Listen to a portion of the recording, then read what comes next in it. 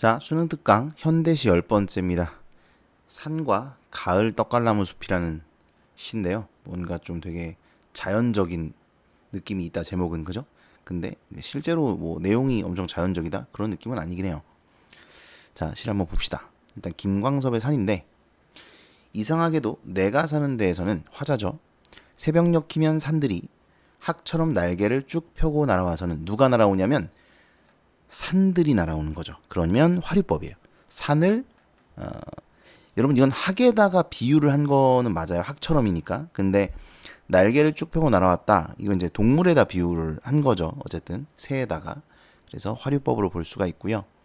학처럼은 직유법이고, 종일토록 먹지도 않고 말도 않고 업됐다가는, 엎드려 있다가는 이런 뜻이에요.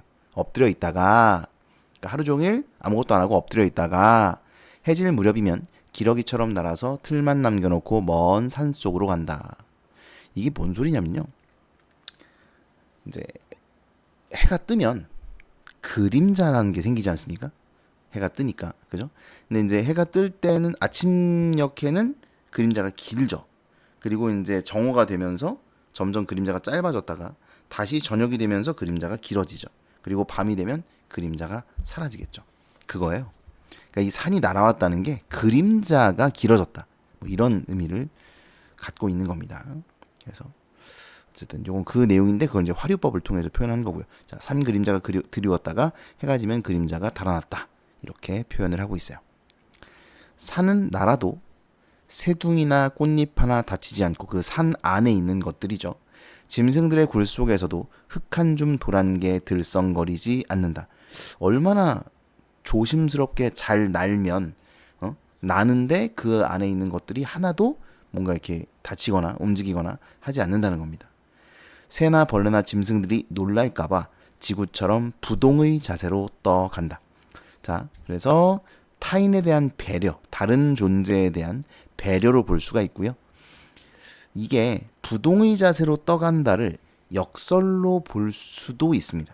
사실 저는 역설이 아니라고 생각해요. 예, 그건 이제 개인적으로 내 생각에는, 내 판단은 그런데, 뭐 보기에 따라서는 역설로 볼 수도 있기 때문에 이건 학교 필기를 확인하셔야 됩니다. 왜냐하면 이걸 역설로 본다면 좀 중요하거든. 문제가 나올 수도 있거든. 역설과 관련된 문제가. 그렇기 때문에 학교 필기를 꼭 확인하시기 바랍니다. 어쨌든 그럴 때면 새나 짐승들은 기분 좋게 엎드려 사람처럼 날아가는 꿈을 꾼다. 자, 그러니까 새나 짐승들은 아무것도 모르고 산의 배려를 받고 있는 것이죠. 그 다음 보면, 그러니까 이제 이게 그냥 산의 특성을 말하는 거예요. 산은 아침에는 그림자 이렇게 하고 밤이면 이렇게 돼. 산은 이래. 타인에 대한 배려가 있어. 다른 존재에 대한 배려가 있어. 산의 속성, 특성에 대해서 이렇게 이야기를 하고 있는 겁니다. 그 다음 세 번째를 볼게요. 산이 날 것을 미리 알고 사람들이 달아나면 언제나 사람보다 앞서 가다가도, 자, 일단 사람들이 달아난다. 그러니까 사람들은 산을 여기서 좀 두려워하는, 뭐 그렇게 그런 태도가 드러납니다. 앞서 가다가도 고달프면 쉬란 듯이 정답게 서서 사람이 오기를 기다려 같이 간다. 다정하다. 인간에 대한 산의 태도가 드러나죠. 다정하다. 산은 양지 바른 쪽에 사람을 묻고, 사실 산이 묻는 건 아니고, 산이 묻는 건 아니잖아. 사람이 갔다가 묻는 거지. 근데 이제 그걸 마치 산이 묻는 것처럼 표현한 거고, 의인법이죠. 그러니까 이것은 이제 매장 문화. 지금은 매장을 안 하지만 예전에는 이제 매장을 많이 했으니까 묘를 만들고. 그래서 이제 제일 좋은 거는 사람이 죽으면 그 자기가 살던 동네를 내려다볼 수 있는 양지 바른 언덕에다가 묻어주는 거예요. 그래서 죽어서라도 그 동네를 이렇게 바라보게. 그게 이제 가장 좋은 매장이었는데, 어쨌든 그래서 양지 바른 쪽에 사람을 묻고 이런 얘기가 나오는 거고요. 높은 꼭대기에 신을 매신다. 이거는 이제 수목신앙. 선앙당 알아요? 선앙당? 요런 게 선앙당인데, 나무 뭐 이렇게 막 줄 같은 거 걸어져 있고 여기 돌 쌓아놓고 막 기도하죠. 그러니까 이제 원래 우리나라도 그렇고 뭐 다른 나라도 마찬가지입니다만 수목 신앙이 굉장히 발달해 있고요. 그 대표적으로 단군이잖아요. 단군이란다. 단군 아빠 있죠. 단군 아빠. 단군 아빠가 환웅이죠. 환웅. 이 환웅이 하늘에서 내려왔는데 어디로 내려오냐면 나무로 내려와. 신단수인가? 네, 그 나무로 내려옵니다. 그래서 이 나무는 신과 인간을 이어주는 존재다. 뭐 이런 식으로 생각을 많이 했어요. 그래서 그 앞에서 기도도 하고 뭐 이런 신앙이 좀 있었습니다. 어쨌든 그런 수목신앙과 관련한 내용이에요. 사는 사람들과 친하고 싶어서 기슭을 끌고 마을에 들어오다가도 사람 사는 꼴이 어수선하면 달팽이처럼 대가리를 들고 슬슬 기어. 이것도 화류법이죠. 비유, 지규법과 화류법. 도로 험한 봉우리로 올라간다. 자, 이건 뭐냐면 사람이 사는 꼴이 어수선하다는 것은 사람들이 의롭게 살지 않고 불의하다는 겁니다. 의롭지 않다. 그래서 불의를 멀리하는 특성이 있다는 거예요. 산은. 이것은 조선시대 때 그 사대부들이 은거, 세상의 더러운 세상을 피해가지고 산에 들어가 살고 자연 친화하고 뭐 이랬던 것과 관련이 있는 것이죠. 그래서 산의 속성, 불의를 멀리한다 라는 속성이 있다는 겁니다. 산은 나무를 기르는 법으로 벼랑에 오르지 못하는 법으로 사람을 다스린다. 자, 나무를 기른다. 오래 걸려요. 그죠? 여러분 나무 한 그루 키우는데 엄청 오래 걸립니다. 그래서 지금도 1초에 뭐 100헥타르인가 뭐 이렇게 베어내고 있다는데 브라질에서 나무를 그것에 대해서 이제 자연을 보호하는 입장에서는 굉장히 이제 좀 비판을 하고 반대를 하고 그러죠. 왜냐면 자르는 것은 잘라서 쓰는 것은 쉽지만 기르는 데는 오래 걸리니까. 뭐 아무튼 그래서 나무를 기르는 법으로 사람을 다스린다는 것은 사람에게 인내를 가르친다는 거예요.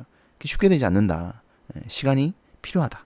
참아야 한다. 인내해야 한다. 이런 걸 가르친다는 거고요.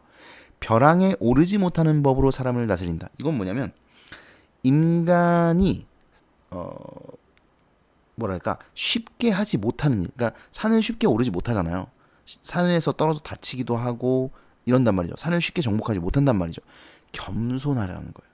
겸손함을 가르친다는 거예요. 자연 앞에서, 산 앞에서 인간은 나약하고 작은 존재구나라는 것을 배우게 한다. 겸손함을 배우게 한다. 이런 뜻이에요. 인내와 겸손함을 배우게 하는 존재가 산이다. 산의 특성. 지금 계속 그거죠. 산의 특성을 이야기하는 거죠. 산은 울적하면 솟아서 봉우리가 되고 물소리를 듣고 싶으면 내려와 깊은 계곡이 된다. 그러니까 산에는 봉우리도 있고 계곡도 있지 않습니까? 근데 그것이 마치 산의 그 정서에 따라, 산의 심리에 따라서 봉우리가 생기기도 하고 뭐 계곡이 생기기도 한다. 이런 식으로 이제 의인화해서 표현을 한 거고요. 산은 한번 신경질을 되게 내야만, 자, 아까 울적하면 솟아서 봉우리가 된다 그랬는데 신경질을 되게는 세게, 심하게 이런 뜻이거든요. 그러니까 신경질을 심하게 내면 많이 울적할 거 아니야. 많이 솟아오를 거 아니야. 큰 봉우리가 될 거 아니야. 높이 솟아오르니까. 그래서 신경질을 크게 한번 내야만 고산, 높은 산도 되고 이름 있는 산도 된다. 이런 말입니다.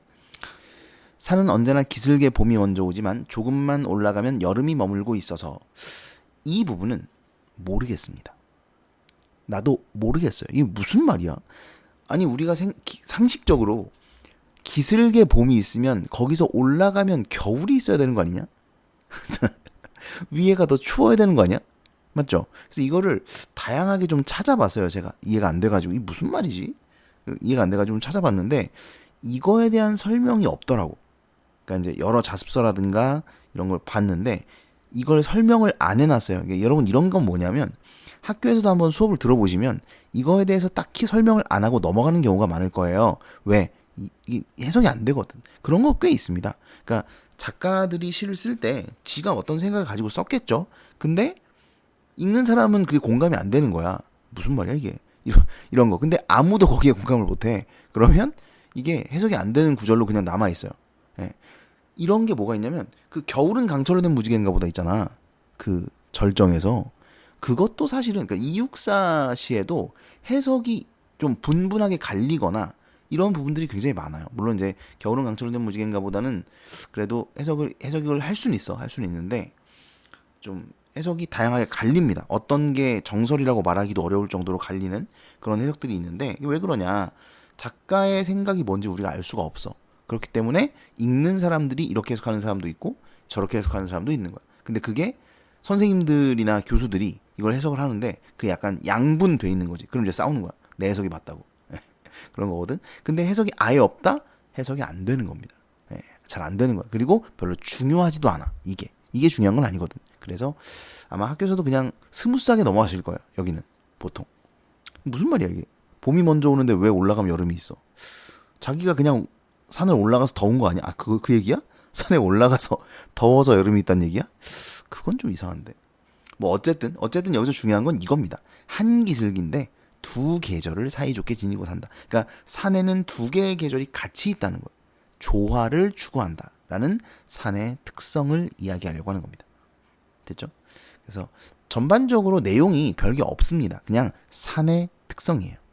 됐죠? 이렇게 이해하시면 되고. 자, 근데 보시면 이제 주제는 또 이렇게 써놨죠. 삶에 대한 바람직한 태도를 산을 통해 제시했다라고 했는데, 그러니까 산의 특성이 이렇고 이게 산의 특성이야라고 이렇게 소개를 하고 있잖아. 근데 이게 설명문이 아니잖아. 이걸 그냥 소개를 하려고 하는 게 아니라 내 생각엔 이게 참 좋은 삶인 것 같은데 라고 생각을 하면서 이 삶을 제시하고 있다는 거죠. 그래서 삶에 대한 바람직한 태도를 산을 통해 제시했다라고 주제를 뽑아낼 수 있는 겁니다. 특징은 의인화가 전체적으로 쓰였죠. 산을 의인화해서 썼고, 감각적 이미지. 여러분, 감각적 이미지는 항상 얘기하지만 시각, 청각, 후각, 촉각, 미각, 그리고 공감각, 이걸 말하는 겁니다. 현재형어미 반복. 현재형어미는 이런 거죠. 된다, 니은, 산다, 니은, 된다, 니은, 이런 거 말하는 겁니다. 현재형어미. 다스린다, 니은, 이런 거. 그러니까 원래는 기본형은 뭐야? 다스리다, 올라가다, 뇌시다, 이게 기본형이거든. 근데 전부 다 꿈을 꾸다, 이게 기본형인데 전부 다 현재형 어미를 붙였어요. 현재형 어미를 사용해서 현재형으로 나타냈다.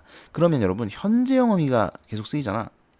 그럼 이건 뭐랑도 관련돼 있냐면 생동감하고도 관련이 되어 있는데, 생동감이나 현장감인데 얘는 사실 이게 크게 드러나는 시는 아니야. 그러니까 생동감이나 현장감을 살리는 시가 아니야. 그래서 내가 안 써놨구나. 왜 안 써놨나 했더니 원래는 현재형 어미를 많이 쓰면 생동감이나 현장감을 드러내는 경우가 많아요.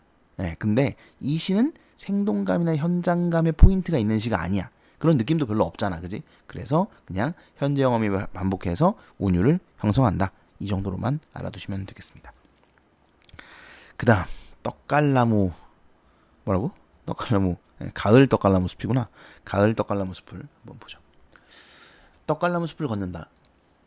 떡갈나무 잎은 떨어져 너구리나 오소리의 따뜻한 털이 되었다. 아니면 쐐기집이거나 지난 여름 풀 아래 자지러지게 울어대던 벌레들의 아래집이 되었다. 지금 전부 다 주어가 뭐예요? 떡갈나무 잎이 주어야 서술어는 전부 다 뭐예요? 되었다, 되었다, 되었다예요.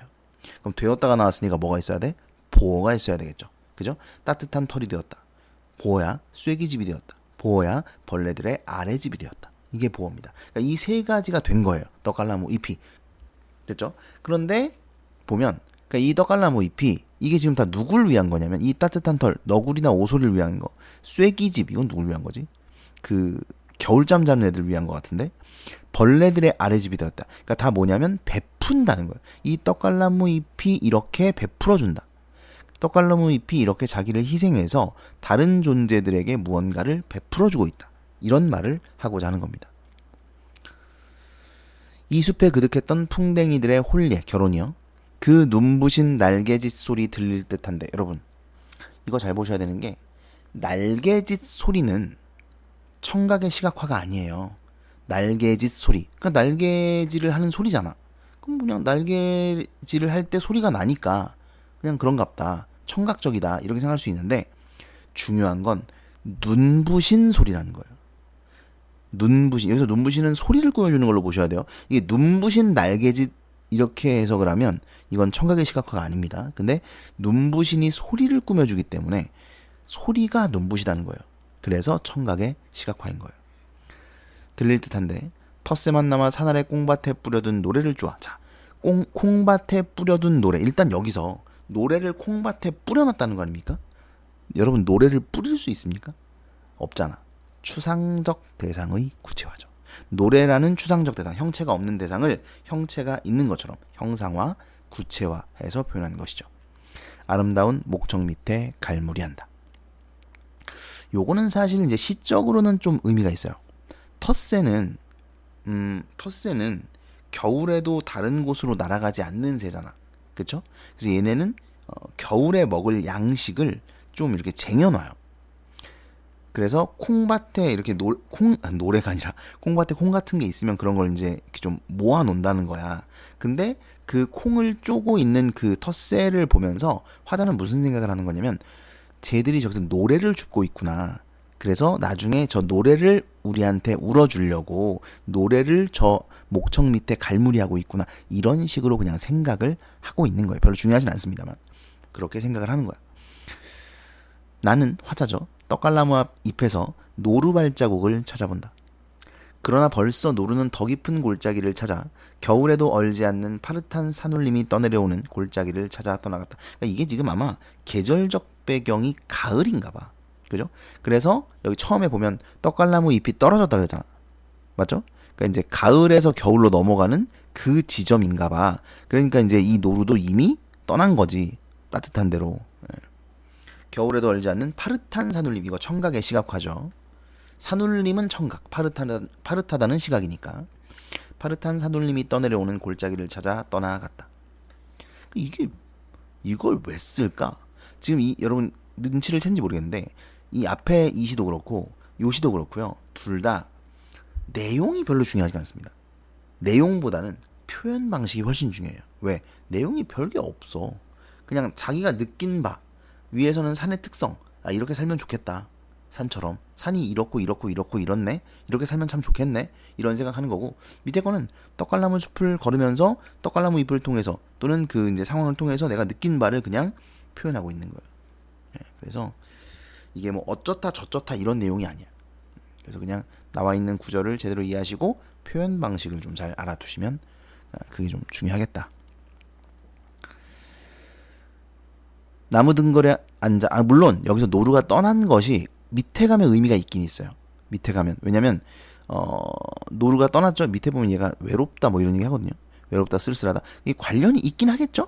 예, 관련이 있긴 하겠지. 노루가 떠난 것이. 그러니까 나는 노루 발자국을 찾아봤는데 노루는 이미 떠나버렸잖아. 그죠? 그래서 이제 밑에서 외로움을 느끼는 어떤 이유 중에 하나가 될 수는 있겠지.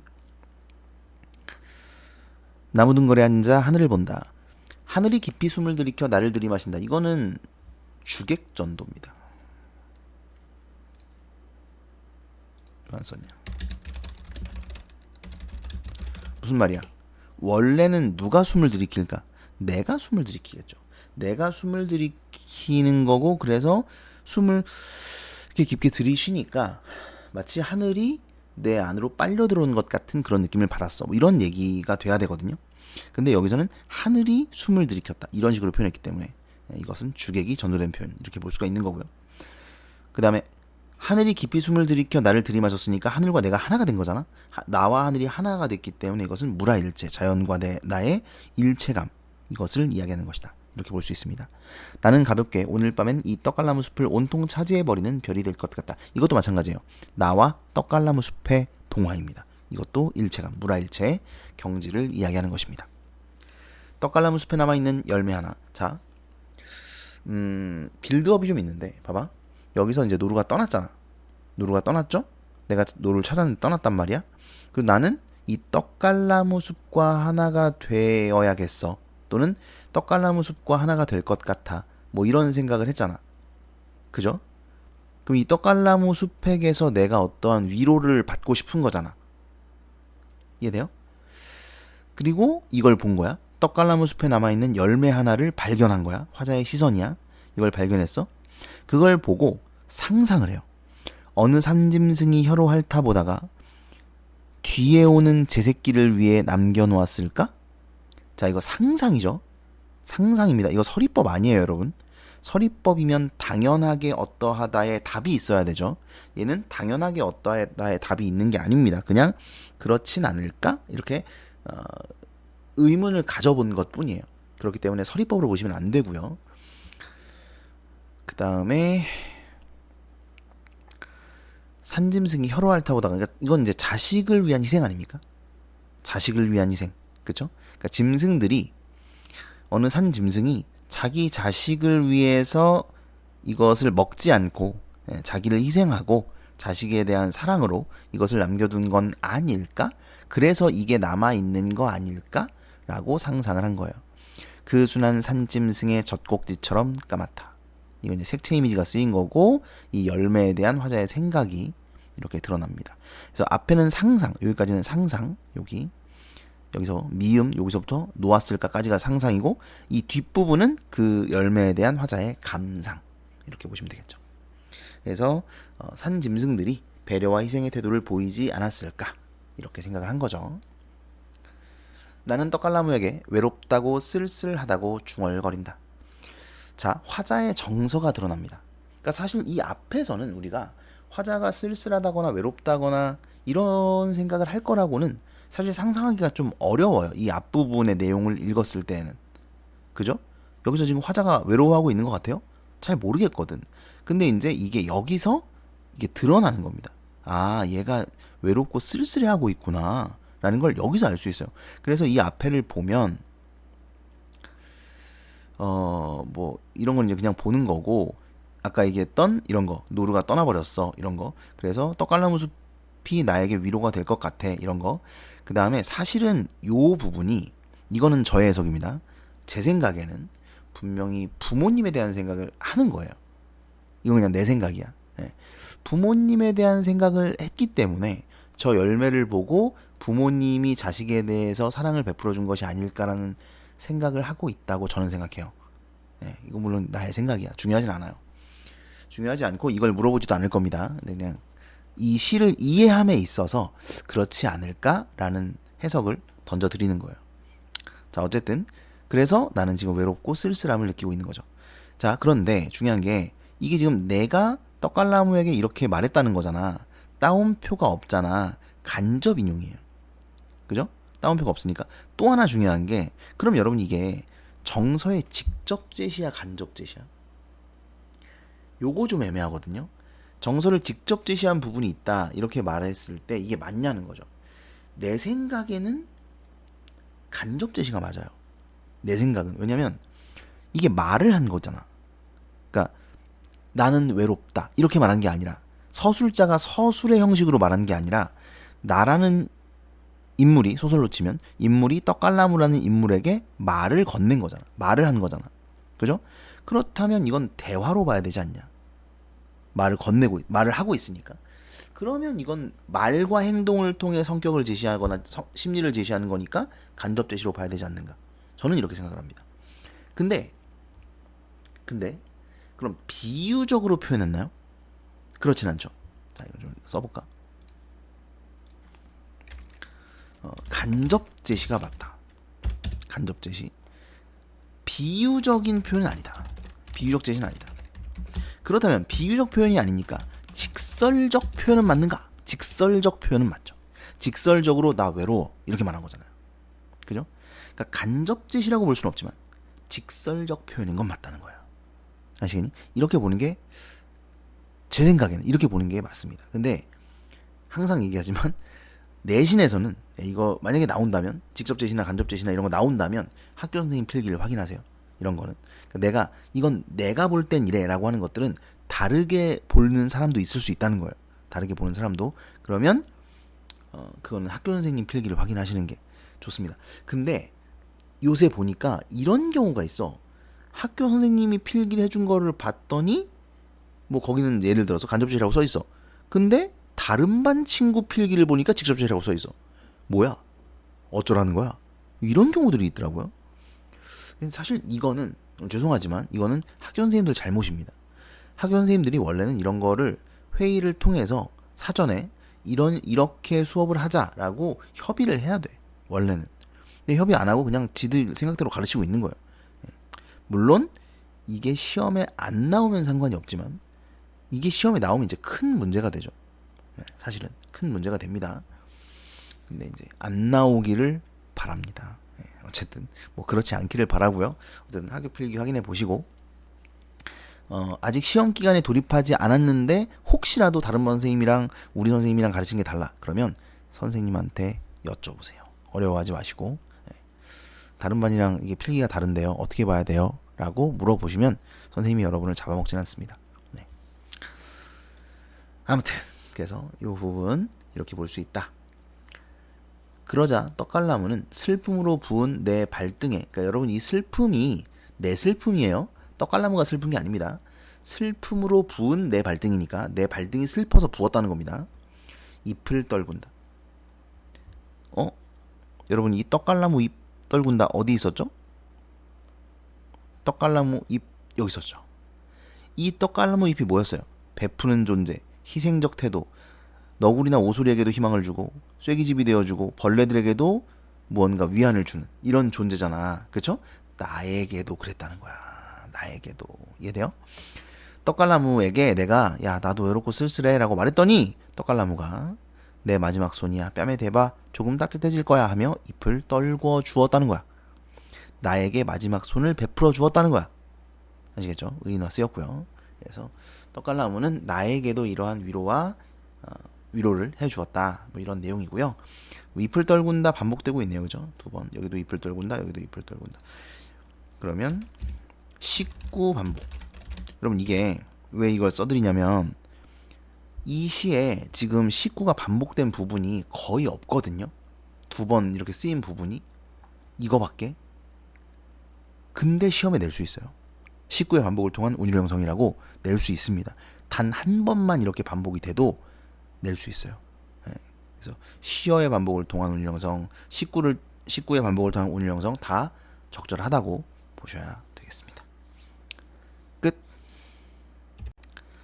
자, 문제 1번입니다. A와 B에 대한 설명으로 가장 적절한 것은 그랬어요. 1번은 저는 사실 이게 이렇게 왔다 갔다 해야 되잖아요. A를 보기가 되게 불편해. 그래서 그냥 일단 B를 가지고 풀었거든. 원래 이렇게 푸는 거야, 근데 얘들아. A와 B에 대한 설명 이렇게 있잖아요. 그러면 A와 B 뭐 이렇게 보는 게 아니라 원래 하나를 보고요. B 맞냐? B 맞냐? B 맞냐? B 맞냐? B 맞냐? 이렇게 푸는 거예요. 그게 더 시간을 절약할 수 있는 방법이거든요. 그래서 B에서 특정 공간의 예상적 분위기가 없어요. 여기 그러니까 쓸쓸하고 외로워라고는 했지만 공간의 예상적 분위기가 아니라는 거예요. 그래서 1번은 B가 틀렸고요. 2번도 B가 직유법을 썼다 그랬는데 B의 직유법이 없어요. 그래서 2번도 B가 틀렸고 3번도 화자의 부정적 처지를 생생하게 묘사하고 있다. 현재형 진수를 사용했다. 현재형 진수를 사용했냐? 떨군다가 쓰였기 때문에 현재형 진술이 쓰였습니다. 그런데 이게 이 잎을 떨군다가 화자의 부정적 처지를 드러내고 있는 게 아니에요. 이 잎을 떨구는 것은 떡갈나무가 화자에게 무언가를 베풀어주고 있는 것이라고 봐야 되죠. 그래서 현재형 진술을 사용하여 화자의 부정적 처지를 생생하게 묘사했다. 이것이 인과관계로 묶이면 안 됩니다. 따라서 B가 틀렸어요. 그러니까 1번, 2번, 3번 다 B가 틀렸어요. 그 다음에 죄송합니다. 1번은 그렇게 보면 안 되네. B와 달리네. 죄송합니다. 그러니까 B는 특정 공간의 예상적 분위기를 강조하지 않았는데 A에서는 강조했어. 이런 얘기네요. 그쵸? 그렇다면 다시 봐야겠다. 이거는 A를 봐야겠네. 좀 이따 볼게요. 4번은 촉각적 심상, 슬픔으로 부은 내 발등이 있거든요.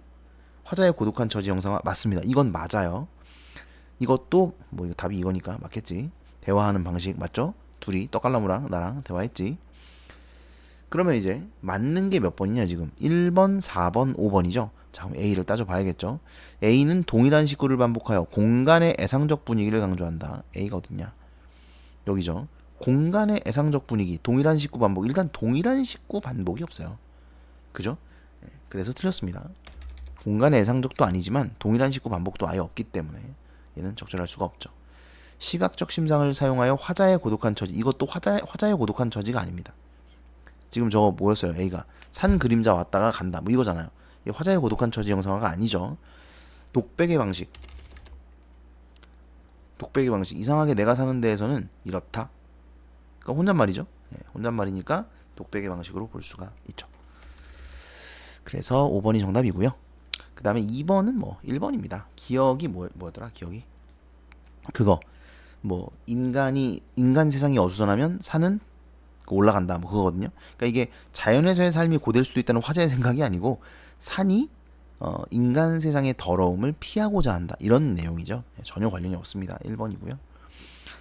그 다음에 3번도 2번인데 양지 바른 쪽에 사람을 묻고 높은 꼭대기에 신을 모시고 산다. 이거는 지친 삶에서 벗어날 수 있는 공간이자. 무슨 뜻이야? 이게 무슨 뜻이지? 죽으라는 거야? 이상을 실천할 수 있는 공간 아닙니다. 예. 그러니까 여기서 인간이 어떤 이상을 실천할 수 있어 이런 내용이 아니잖아요. 지금 이게 이상을 실천하는 게 아니잖아. 그렇죠? 그래서 2번이 적절하지 않습니다. 끝.